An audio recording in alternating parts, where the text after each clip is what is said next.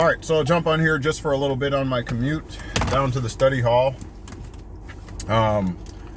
Something I want to share with you that I will further develop. So don't be too critical. But there are two different citizenships. Eureka, right? I know you've heard that there's a dual citizenship or what have you. This is in fact true. According to my research, all right, the Social Security number is a federal ID number assigned to the federal citizenship, known as the U.S. person. All right, you also have what's known as a state citizen. This is why you are cognizant of this debate over state citizenship versus U.S. citizenship or whatever, okay, is because the misconception is that you are the particular state citizen, as opposed to being separate and distinct from it and acting in a representative capacity for it, all right? So people are claiming to be state national, state citizens, etc., etc., but a state national still owes permanent allegiance to the United States. All right. The problem is the term and the recognition of citizen. Citizen being a subject status, it's a legal status, a legal state of being, whereby you are made subject and you enjoy what are known as civil and political rights as opposed to individual liberties. In other words, you can't be a sovereign and a king, and a citizen at the same time. They do not mix. They do not conflate. All right. So ignorance is obviously everywhere, and we have to get that straight. Okay. But there is a dual citizenship. Now you have to know and and come to the determination that you are not a legal entity, nor are you a commercial entity. You should be a human being, a natural human being, as it were. All right. And remember, the state came about after the human beings, right? The state is a construction by and of human beings. All right. The state did not create you. You created the state. All right. So therefore, who should be subject to what or whom is the question. All right. So you have a federal citizen and you have a state citizen. These are birthed or born through a legal process known as incorporation. Incorporation, if you look up the legal definition, means,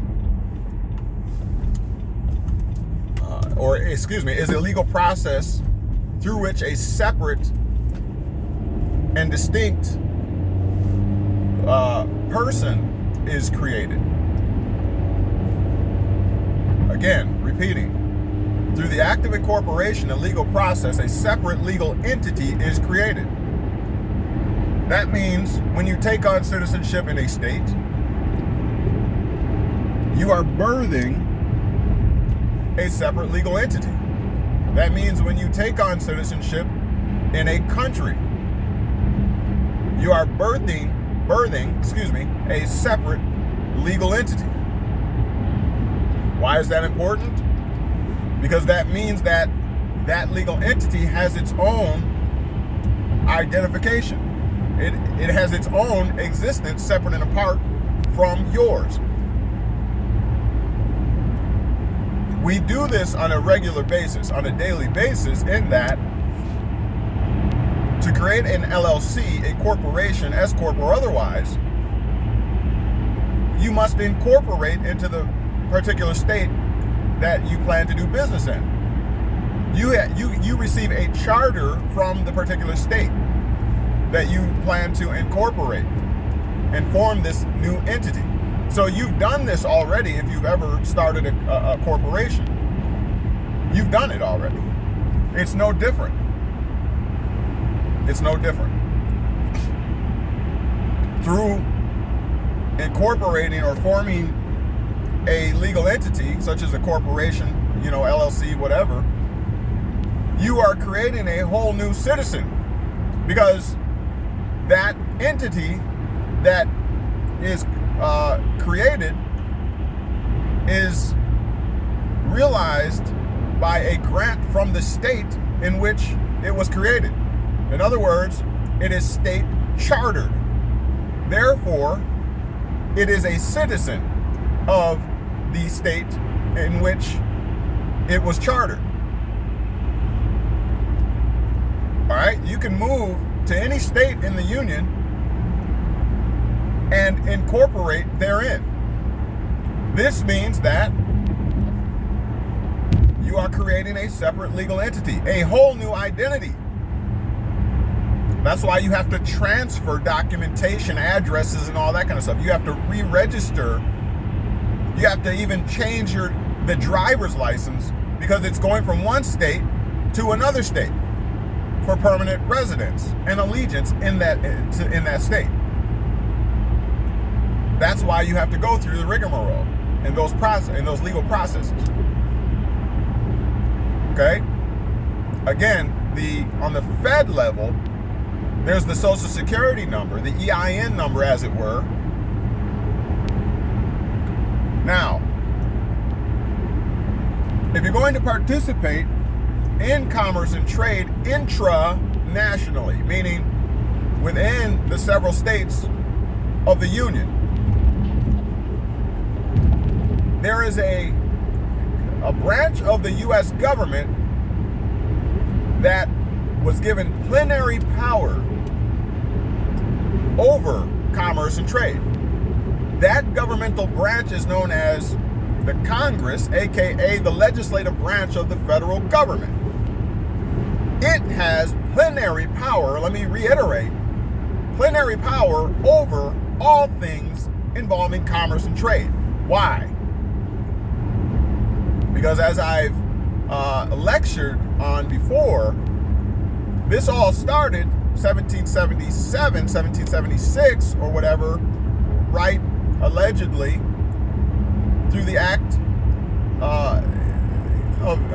in pursuit for independence of independence, and the 13 colonies, as it's alleged,